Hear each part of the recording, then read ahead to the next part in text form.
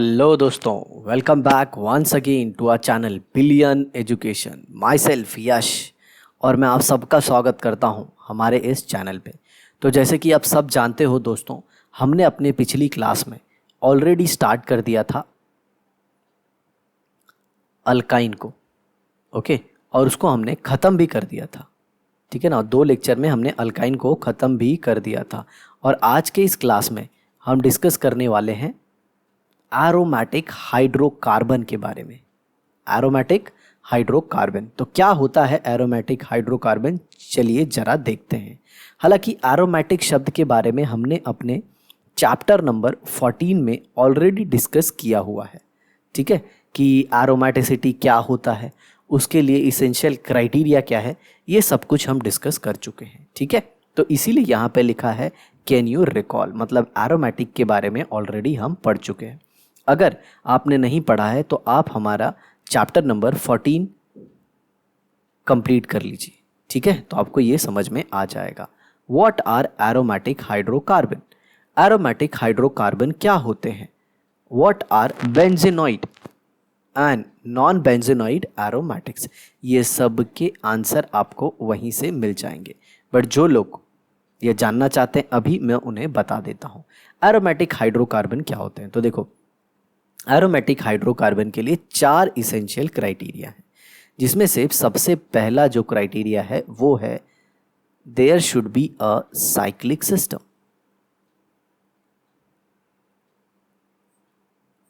सबसे पहले क्या होना चाहिए, उसमें साइक्लिक सिस्टम होना चाहिए। Now what do you mean by cyclic system, मतलब एटलीस्ट 1 रिंग तो होनी ही चाहिए। ओके, साइक्लिक सिस्टम, और you can say at least 1 ring. Okay, दूसरा पॉइंट, ईच कार्बन, हर एक जो कार्बन है, शुड बी sp2 और sp हाइब्रिडाइज्ड। अब यहाँ पे मैं इंपॉर्टेंट आपको कंडीशन बता देना चाहता हूँ कि ये जो sp हाइब्रिडाइजेशन वाला केस है, ये सिर्फ और सिर्फ 8 मेंबर्ड रिंग या उससे बड़ी रिंग में दिखेगा, या फिर उससे बड़ी रिंग में दिखेगा। अब 8 मेंबर्ड रिंग मतलब कम से कम उसमें 8 कार्बन एटम होने चाहिए, अगर आप होमोसाइक्लिक की बात करते हो तो। ठीक है, अब तीसरा देखिए, okay, ring should be planar और nearly planar.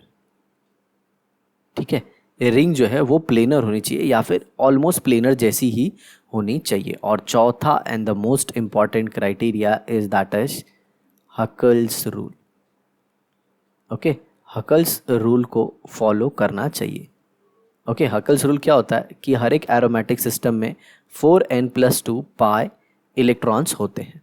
4n+2 pi electron. Now what do you mean bye 4n+2, चलिए n का वैल्यू रख दीजिए 0, तो कितना आ जाएगा 2 पाई इलेक्ट्रॉन।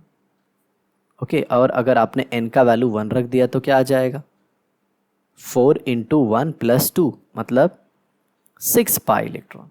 आया समझ में? ऐसे ही ये 4 के डिफरेंस से बढ़ते जाएगा, मतलब 10, फिर 14, फिर कितना आ जाएगा 18, फिर 22, ऐसे। ठीक है, जो सबसे छोटा एरोमेटिक सिस्टम होता है वो होता है ये वाला। ये देखो यहाँ पे पॉजिटिव चार्ज, इसको हम लोग बोलते हैं साइक्लोप्रोपीनाइल कटाइन। साइक्लोप्रोपीनाइल कटाइन। ओके, इसमें अगर आप देखें तो हर एक कार्बन sp2 है, ये भी sp2 है, और ये भी sp2 है। याद रखना यहाँ पे भी sp2, यहाँ पे एक हाइड्रोजन है। क्या है? एक हाइड्रोजन। ओके, अब इसमें आपको सिग्मा बॉन्ड देखने आना चाहिए। इसमें कितने सिग्मा बॉन्ड हो गए? यहाँ पे ये देखिए 1, 2 और ये 3। ठीक उसी तरह से यहाँ पे, सर ये क्या है? ये तो हाइड्रोजन है ना, तो ये देखिए इसी तरह से ये 1, ये 2 और ये 3 सिग्मा बॉन्ड इसमें भी हो गए। ठीक है, पाई बॉन्ड को हाइब्रिडाइजेशन में हम काउंट नहीं करते। सर इसमें कैसे 3 सिग्मा बॉन्ड आएंगे? अरे बब्बू एच भी तो होगा, एच को कहाँ भूल रहे हो? समझ में आया? ऐसा है। और एक बड़ा फेमस सा कंपाउंड जो आप सब जानते हो, दैट इज ब्यूटीफुल बेंजीन। समझ में आ रहा है? सिमेट्रिकल स्ट्रक्चर है, इसके पाई इलेक्ट्रॉन काउंट कर लो। ये देखो कितने पाए हैं, 6 इलेक्ट्रॉन, 6 पाई इलेक्ट्रॉन। सर आपने तो इसका बताया ही नहीं, इसके देखो कितने पाए हैं, इसके 2 पाई इलेक्ट्रॉन्स हैं। आया समझ में साथियों? तो ये था हमारा एरोमेटिक मॉलिक्यूल के लिए कंडीशन या फिर एरोमेटिसिटी के लिए क्राइटेरिया। ठीक है, तो सबसे पहले क्या होना चाहिए? रिंग होनी चाहिए, फिर एटलीस्ट हर एक कार्बन sp2 या फिर sp होना चाहिए। मतलब एटलीस्ट मतलब क्या? हर एक कार्बन sp2 या sp होना चाहिए। और sp के लिए 8 मेंबर की क्राइटेरिया थी, 8 मेंबर वाले रिंग की क्राइटेरिया थी। और तीसरा क्या था? प्लेनर या नियरली प्लेनर। और चौथा हक्कल रूल को फॉलो करना चाहिए। सर आपने इसमें तो इलेक्ट्रॉन नहीं बताया। ओए बता दिया, ये देख। समझ में आ रहा है? चलो आगे देखते हैं। What are benzenoid and non benzenoid aromatics? तो देखो, जिनमें ऐसा न्यूक्लियस दिखेगा आपको, जिसमें बेंजीन न्यूक्लियस दिखेगा, मतलब बेंजीन जैसा कंपाउंड दिखेगा, उसको अपन बोलेंगे बेंजीनॉइड। ओके, और जिसमें नहीं दिखेगा बट फिर भी अगर वो एरोमेटिक है, तो उसे हम लोग क्या कहेंगे? नॉन बेंजीनॉइड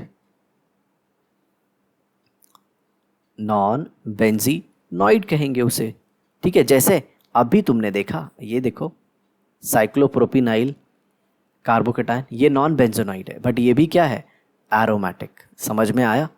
और एक और एग्जांपल देख लो, ये देखो, ये OH। ओके, ये बेंजोनॉइड जैसा है। समझ में आया? क्योंकि इसके अंदर क्या है? बेंजीन न्यूक्लियस है। आ रहा है समझ में? ये देखिए, ये भी क्या है? बेंजीनॉइड। ठीक है, चलिए आगे देखते हैं। Many organic compound obtained from natural sources like resin, balsams, oil of wintergreen, etc. Processing pleasant fragrance, aroma, उनके अंदर क्या आता है? एक स्पेशल टाइप का अरोमा होता है, स्मेल होता है। Are named as aromatic compound. मतलब जो एरोमेटिक कंपाउंड होता है ना, उनका एक स्पेशल फ्रेगनेंस होता है। लेकिन मैं आपको बता दूं, ये ऑलमोस्ट सारे कंपाउंड में नहीं होता। याद रखना, ये सब में नहीं दिखेगा।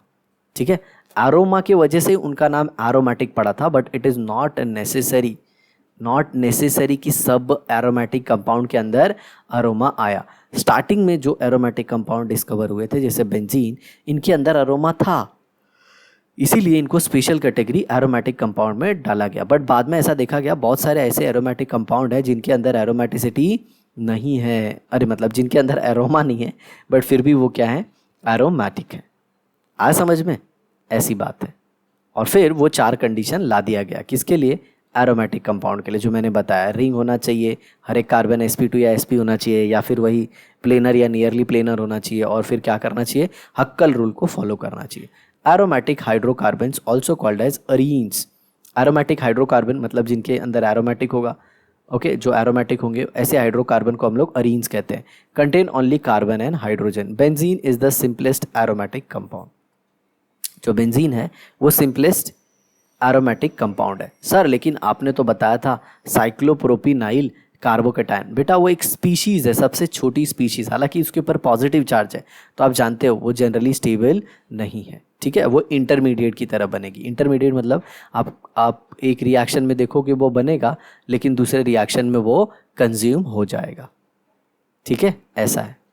आगे देखिए, benzene and all compounds that have structure and chemical property resembling benzene are classified as aromatic compound। मतलब जो ऐसे कंपाउंड जो बेंजीन की तरह दिखते हैं या फिर उनके अंदर बेंजीन न्यूक्लियस है, उन सबको अपन क्या बोलेंगे? एरोमेटिक। जैसे ये देखिए, ये एरोमेटिक है, ये एरोमेटिक है, ये एरोमेटिक है। समझ में आया? ये भी एरोमेटिक है, ये भी एरोमेटिक है। ठीक है, अब एक लड़का मुझे डाउट पूछता है, सर देखिए ये बेंजीन रिंग है और मैंने इसको CH2 लगाया और ये OH लगा दिया, तो क्या ये एरोमेटिक है, तो याद रखना बच्चों, अगर अगर आपके पूरे मॉलिक्यूल में कोई फंक्शनल ग्रुप आता है, बहुत इंपॉर्टेंट बात बता रहा हूँ, ध्यान से सुनना, अगर कोई फंक्शनल ग्रुप आता है तो वो डायरेक्टली बेंजीन रिंग को अटैच होना चाहिए।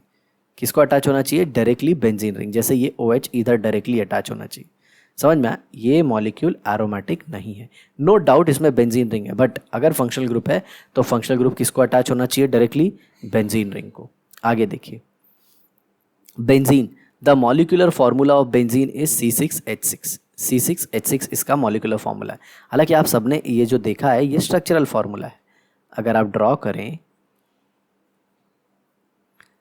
तो ऐसे जो कुछ भी आप ड्रॉ करते हो, यहाँ पे क्या आएगा? हाइड्रोजन, यहाँ पे भी हाइड्रोजन, यहाँ पे भी हाइड्रोजन, यहाँ पे भी हाइड्रोजन, यहाँ पे भी हाइड्रोजन और यहाँ पे भी हाइड्रोजन। तो कितने हाइड्रोजन हो गए? 6 हाइड्रोजन हो गए। कार्बन देख लो कितने हो गए? 1 2 3 4 5 6। तो ये क्या हो गया? C6H6 इसका फॉर्मूला आ गया। और इसे हम लोग क्या कहते हैं? जी हाँ, मॉलिक्यूलर फॉर्मूला। ठीक है, चलिए आगे देखते हैं। Benzene is parent compound of most of the aromatic compound, ये तो हमने देखा। Coal tar and petroleum are the 2 large scale sources of benzene. Coal tar मतलब कोयले से जो हम लोग गर्म करके पिघला के निकालते हैं ना, उसके अंदर से जो भी जला हुआ पार्ट जैसा निकलता है, या फिर कोयले से निकलने वाला जो ऑयल होता है, ब्लैकिश ऑयल, उसे हम लोग कोल टार कहते हैं। ओके, एंड पेट्रोलियम तो आप सब जानते हो, ज़मीन को खोद कर जो ऑयल निकाला जाता है उसका प्यूरिफिकेशन करते हैं तो आगे चल के हमें पेट्रोल मिलता है। तो वही जो ज़मीन को खोद के ऑयल निकालते हैं उसको पेट्रोलियम बोलते हैं। ये सब में से क्या मिलता है? बेंजीन। ठीक है, and aromatic compound like toluene, phenol and naphthalene, मतलब इसमें टोलिन भी मिलेगा, फिनॉल भी मिलेगा और नेफ्थलीन भी मिलेगा। लेकिन सर किस में मिलेगा? अरे यार, पेट्रोलियम और कोल टार में। आए समझ में? आगे देखो, difference between aromatic and aliphatic compound. Okay, ये देख सकते हो आप, ये बहुत आसान है एलिफैटिक और एरोमेटिक में। एरोमेटिक कंपाउंड में क्या होता है? Higher percentage of carbon. चलिए इसे मैं समझाने की कोशिश करता हूँ। जैसे ये देखिए, C6H6 है, 6 कार्बन वाला। अब इसी 6 कार्बन का अगर आप अल्केन ले लेंगे, या बोलते हैं ना, कोई अल्कीन ले लेंगे या कोई अल्काइन ले लेंगे, तो उनका फॉर्मूला अलग होगा। जैसे देखिए, मैं 6 कार्बन वाला अल्केन ले लेता हूँ, तो देखिए ये क्या हो जाएगा? C6H14। Okay, C6H14। तो इसमें कार्बन का परसेंट निकालिए तो क्या आ जाएगा? 6 × 12, और नीचे टोटल कितना आएगा? 6 × 12 plus 12 × 1 × 100। Okay, percentage of carbon किस में? इसमें। ओके, अब इधर देखो, इधर इंपॉर्टेंट चीज़ देखो, ये 6 क्यों लिया? क्योंकि कार्बन का नंबर 6। ये 12 क्यों लिया? क्योंकि हर एक कार्बन का एटॉमिक वेट 12 होता है। ठीक है, नीचे क्यों लिया? नीचे टोटल लेंगे ना, पूरा वेट कार्बन का है ये, और ये किसका है? हाइड्रोजन। 12 से क्यों मल्टीप्लाई किया? ओ सॉरी, यहाँ पे तो 14 होना चाहिए। 14 से क्यों मल्टीप्लाई किया? टोटल 14 हाइड्रोजन है, और हर एक हाइड्रोजन का वेट कितना होता है? 1 होता है। ठीक है, अब इधर देखो, अब सेम इसी मॉलिक्यूल का हम लोग करते हैं, इसका भी करते हैं। तो इसमें देखिए परसेंट ऑफ कार्बन, देखिए यहाँ पे 6 × 12, बट नीचे क्या आएगा? 6 × 12 प्लस 6 × 1। तो देखिए दोनों में ऑलमोस्ट न्यूमरेटर दोनों का सेम है। ऑलमोस्ट क्या सेम है? सेम है। ये देखो, इसमें और इसमें न्यूमरेटर सेम है, बराबर। लेकिन ये डिनोमिनेटर है, डिनोमिनेटर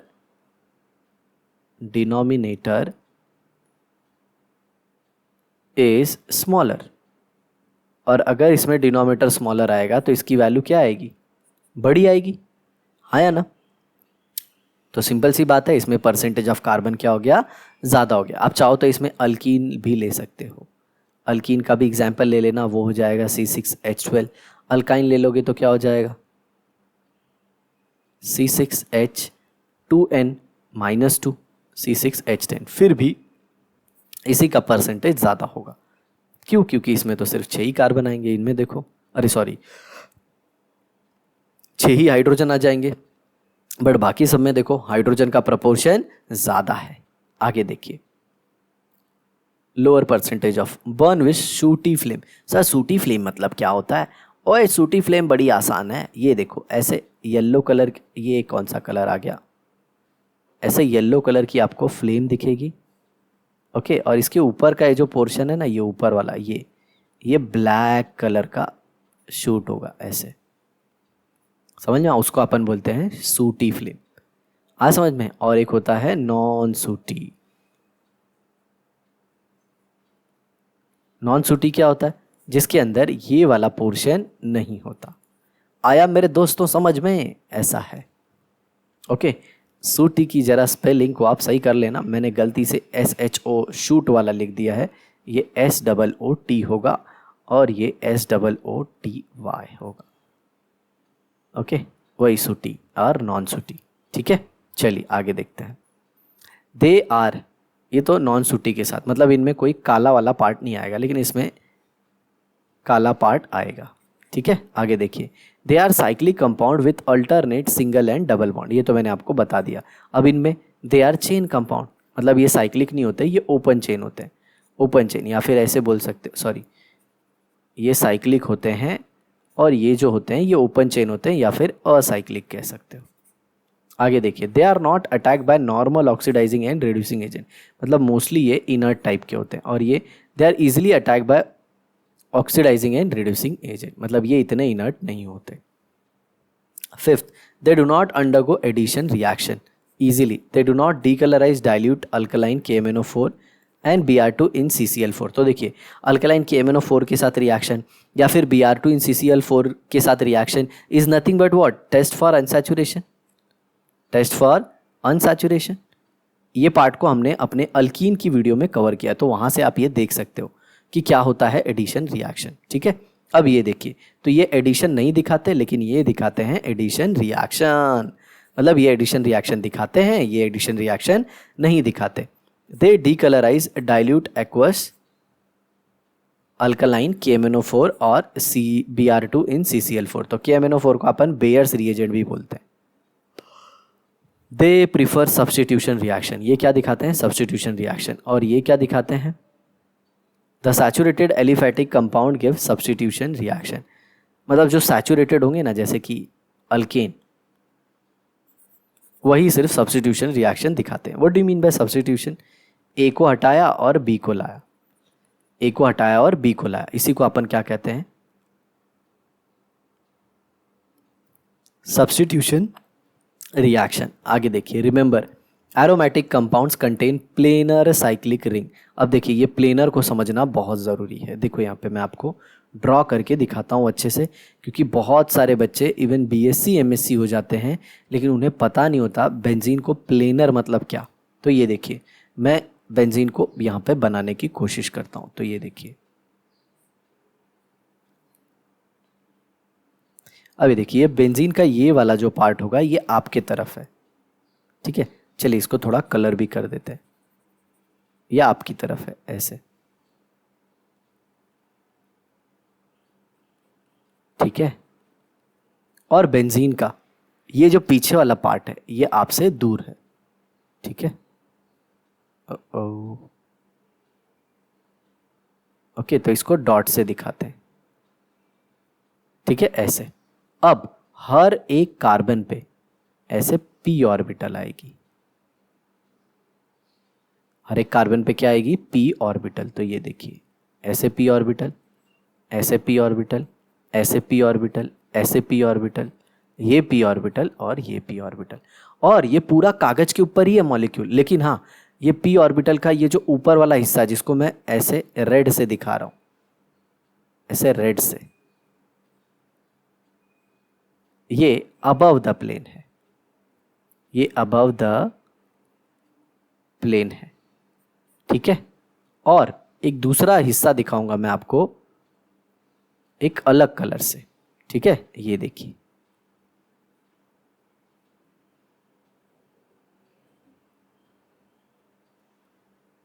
ये देखिए, और ये वाला हिस्सा जो है ये बिलो द प्लेन है, ये बिलो द प्लेन है। ठीक है, और ये जो मैंने ज्वाइन करके दिखाया ना, जैसे ये रेड वाले को ज्वाइन किया है, ये ज्वाइन क्या किया? ये साइडवेज ओवरलैप बताया है। क्या बताया है? साइडवे ओवरलैप, जिसको हम लोग पाई बॉन्ड कहते हैं। समझ में आया? तो कंटिन्यूअस पाई बॉन्ड होता है अगर आप देखो तो, ठीक है। तो आपको सिर्फ किसके ऊपर कॉन्सेंट्रेट करना है, आपको सिर्फ ये ग्रीन वाले पार्ट पे कॉन्सेंट्रेट करना है। तो ग्रीन वाला पार्ट पूरा पेपर के ऊपर आ जाएगा, है ना। अगर मान लीजिए आपका पेपर है तो इसके अंदर तो इजीली अपना पूरा ग्रीन वाला पार्ट आ जाएगा, है ना। ये आपके सामने वाला पोर्शन, ठीक है, और ये आपसे दूर वाला पोर्शन, ठीक है। और ये जो रेड वाला पार्ट है, ये चलिए इसे मैं थोड़ा सा मिटा के अच्छे से बताता हूँ। ये पूरा जो ऊपर रेड वाला पार्ट है ये पेपर के ऊपर, और ये वाला जो पार्ट है ये पेपर के नीचे। आज समझ में, इसीलिए बोला जाता है कि ये एरोमेटिक कंपाउंड सारे क्या होते हैं, प्लेनर, मतलब एक ही प्लेन में होते हैं। मतलब उसके सारे आइटम जो होते हैं ना वो एक ही प्लेन में होते हैं। ये देखो, ये ओके, ये हाइड्रोजन भी एक ही प्लेन में है, सारे पेपर के ऊपर ही होंगे, सारे पेपर के ऊपर होंगे। समझ में आया? और जो पाई बॉन्ड है वो ऊपर होगा और नीचे होगा। तो अपने को क्या लेना है, पाई बॉन्ड तो ऑर्बिटल के ओवरलैप से बनता है साइडवेज, लेकिन एटम तो सारे एक ही प्लेन में है ना मेरे भाई। तो ये पॉइंट बहुत इंपॉर्टेंट था। Not all compound those resemble benzene ring have pleasant odour. देखिए मैंने आपको बताया था बहुत सारे ऐसे कंपाउंड हैं जो कि एरोमेटिक है मेरे दोस्त, जो कि एरोमेटिक है, लेकिन उनके अंदर एज सच कोई अरोमा नहीं आता, ठीक है। अब यहाँ पे देखिए, एंथ्रासीन इज ओडरलेस। एंथ्रासीन जो है वो ओडरलेस है, मतलब इसका कोई भी फ्रेगनेंस नहीं आता। तीसरा पॉइंट देखिए, many compounds having pleasant odour do not resemble benzene. मतलब बहुत सारे ऐसे भी हैं जिनके अंदर एक पर्टिकुलर अरोमा है लेकिन वो बेंजीन जैसे दिखते नहीं है, मतलब उनका बेंजीन से कोई रिसेंबलेंस नहीं है। नेक्स्ट पॉइंट देखिए, ये है मिथाइल एसीटेट। ये हो गया मिथाइल, और इस पर्टिकुलर ग्रुप को बोलते हैं एसीटेट। तो ये हो गया मिथाइल एसीटेट, ठीक है। अब यहाँ पे देखिए, ये हो गया इथाइल, ये हो गया एसीटेट, ठीक है। इनका भी प्लीजेंट ओडर है, बट ये नॉन एरोमेटिक है। ये क्या है, नॉन एरोमेटिक। एक एग्जाम्पल और ले सकते हो, 1 क्लोरीन 2 क्लोरीन 3 क्लोरीन, तो इसको क्या बोलेंगे, ट्राई क्लोरो। और ये हो गया मीथेन या फिर क्लोरोफॉर्म, ट्राई क्लोरोमीथेन या फिर क्लोरोफॉर्म। आगे देखिए, it is a colourless liquid. It is a colorless liquid having characteristic odor. Its boiling point is 353 Kelvin. और ये किसके बारे में बताया गया है? जी हाँ साथियों, ये बताया गया है बेंजीन के बारे में। और इसको किसने सिंथेसाइज किया था? बर्थोलेट नाम के साइंटिस्ट ने 1870 में, ठीक है। और किससे? एसिटिलीन से। Benzene was originally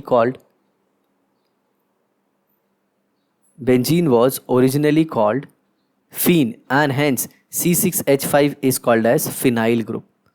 C6H5 is called as phenyl group.